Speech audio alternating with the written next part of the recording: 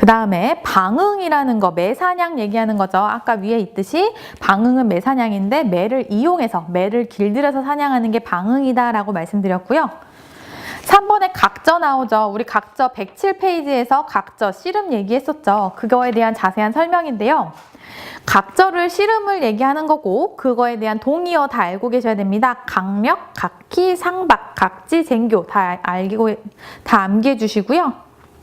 밑줄 치실게요. 두 사람이 맞잡고 힘을 겨룬다, 맞잡는다에다 밑줄을 쳐주시고 한국은 씨름을 얘기한다. 위에 나와 있죠. 밑줄 치실 부분은 몽고의 썰렘, 중국의 세기유, 러시아는 삼보, 일본은 스모라고 부른다. 다 알고 계셔야 됩니다.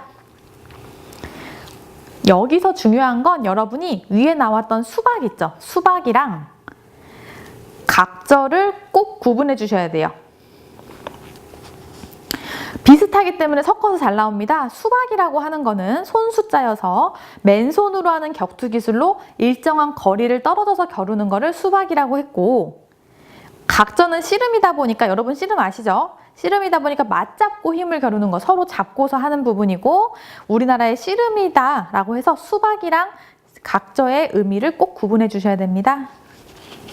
수박은 맨손무예다 바로 생각하시면 되고, 각저의 동의어까지 다 알고 계시면 되고요. 그 다음에 격구라 그래서 다 알고 계셔야 돼요. 격구는 말을 타고 숟가락처럼 생긴 막대기로 공을 쳐서 상대방의 문에 넣는다라고 해서 말 타고 공 이렇게 치면서 갔다가 공을 치고 그 상대방 이렇게 쬐끄만 그 골 넣는 거에다가 공을 넣는 게 격구구나라고 알고 계시고요. 채를 장시라고 불러서 장시라는 채를 이용해서 나무공을 쳐서 일정한 거리에 있는 구문에 넣는다. 위에 말을 조금 다르게 표현한 거라 같은 얘기고요. 고려 말에는 단호의 남성 중심의 놀이로 크게 성행했다. 말 타고 막대기로 공 쳐서 문에 넣는 이 격구라는 거는 남성 중심의 놀이였구나까지 생각해 주시면 되겠습니다. 그래서 뒷장 한번 보시면 이 격구에 대한 설명 더 자세히 나오죠. 한자로는 타구, 방희, 격구희, 농장희, 격봉이라고도 한다. 이거 다 알고 계셔야 되는 부분이고요. 같은 말로는 공치기, 장치기라고도 표현한다 라고 알고 계시고, 마지막에 폴로라는 단어까지, 폴로와 유사한 형태다. 다 알고 계셔야 돼요. 지금 격구에 대한 설명도 알고 계셔야 되고요. 뒷장에 보시면 동의어, 타구, 방희, 격구희, 농장희, 격봉 알고 계시고, 공치기, 장치기라고도 민간에선 표현한다. 오늘날의 폴로와 유사하다. 폴로에까지 밑줄을 쳐주시면 됩니다.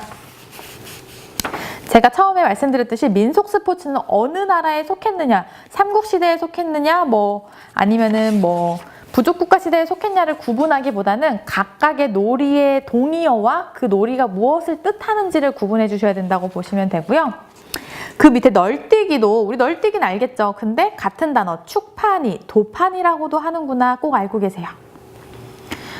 축판이, 도판이라고도 하며 여자들의 놀이로서 라고 질문이 나오면 바로 널뛰기 생각하시면 되는 거고요. 축구도 알고 계셔야겠죠. 축구이라는 거는 축구, 제기차기를 의미한다. 그래서 가죽 주머니로 공을 만들어서 발로 차던 공차기 놀이고요. 옆에다가 군사훈련이라고 적어주세요.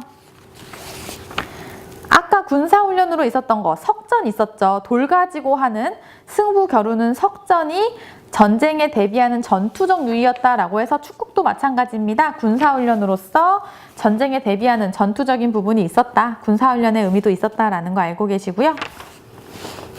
그러면은 군사훈련의 의미로서 석전이랑 축구가 있었다 묶어서 보시면 되고, 투호라 그래서 던지는 거, 화살 던지는 거, 항아리에 화살과 같은 막대 던져서 노는 게 투호다 알고 계시고, 저포 윷놀이 우리 108페이지 위에서 했었죠. 저포는 윷놀이 얘기한다. 바둑을 위기라고도 표현하는구나 알고 계시고요. 마상제 아까 나왔었죠. 마상제 지금 109페이지 위쪽에 중간에 동그라미 5번에 마상제 나왔었죠. 말 타면서 재주 부리는 걸 마상제라고 했는데 여기 마상제 들어있죠. 마상제는 동의어로 공마, 말노름, 말광대라고도 표현한다 라고 보시면 되고요. 그 다음에 수박 나왔죠. 수박 어디 나왔을까요? 수박은 107페이지 아래쪽에서 수박이 태권도라고 말씀드렸어요. 여기다가 수박 옆에다 태권도라고 적어보시면 되고요. 풍연은 연날리기 의미한다. 다 알고 계셔야 됩니다.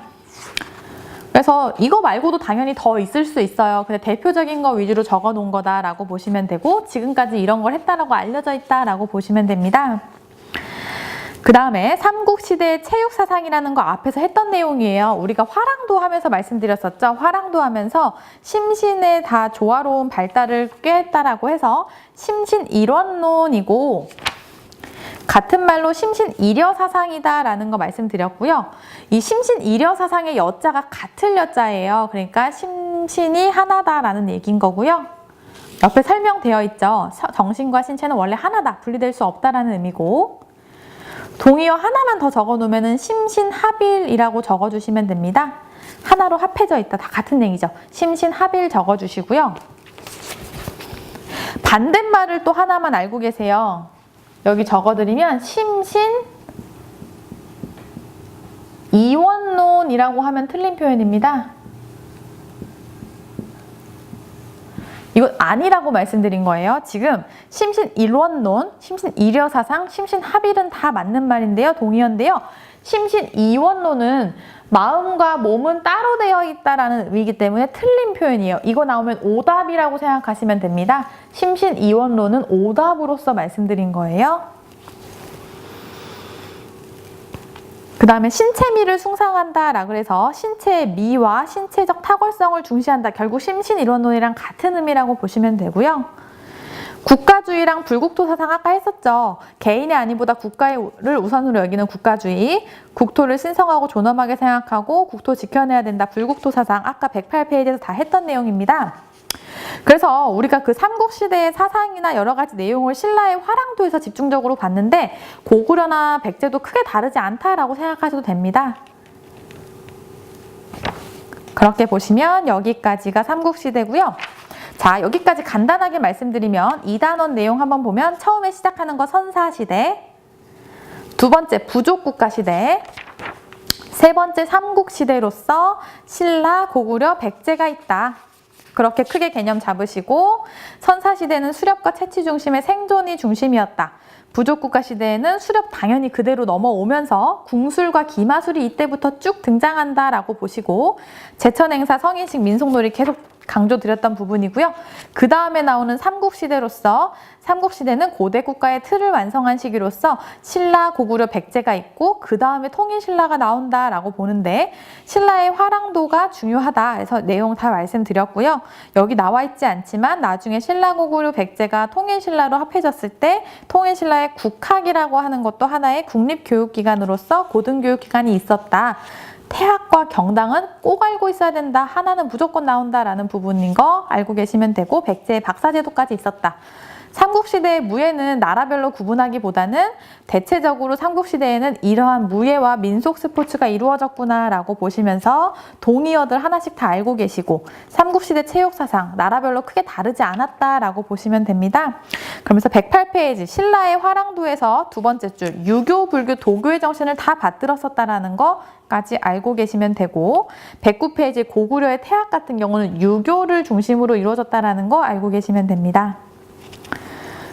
그리고 수박이랑 각절을 꼭 구분해야 된다고 말씀드렸고요.